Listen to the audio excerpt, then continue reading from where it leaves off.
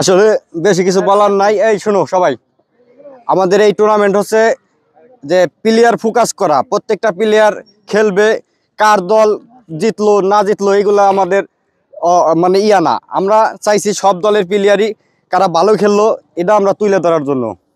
তাই রেফারি আমাদের ছোট ভাই আজাদ অনেক সুন্দর বাঁশি দিছে, ঠিক আছে, কিন্তু এই বাঁশির বিরুদ্ধে যদি ভুল হয় তাও তোমরা কেউ কথা বলবে না ব্যক্তিগতভাবে।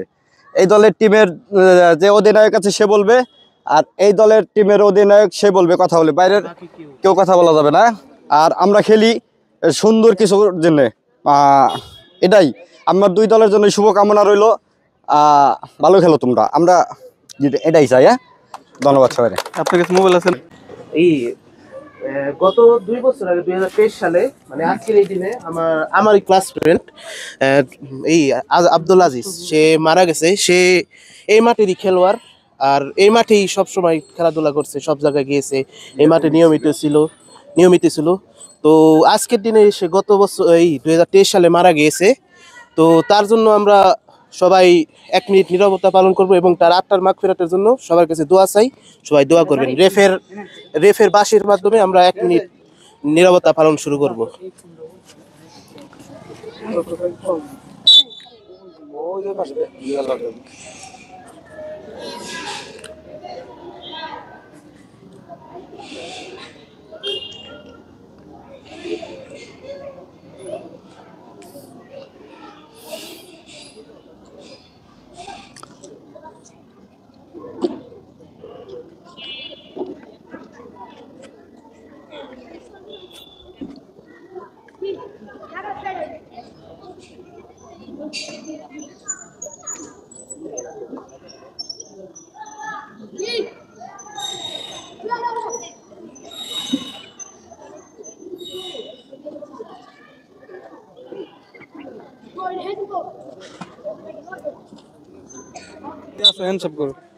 এগুলো জরুরি প্লেয়ারের সাথে এই সমস্ত ভুল করা যাবে না, এগুলা খুবই জরুরি। এগুলা না করলে প্লেয়ারের সাথে আন্তরিকতা পারবে না। ভালো খেলা চাই। হ্যাঁ, এটা খেলবা। আমরা দাঁড়াবো জোরে আসবে আবার।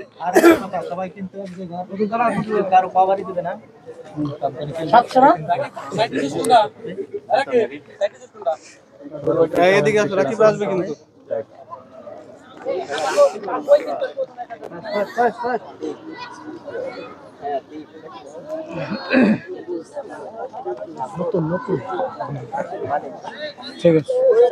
এগুলা খুবই জরুরি।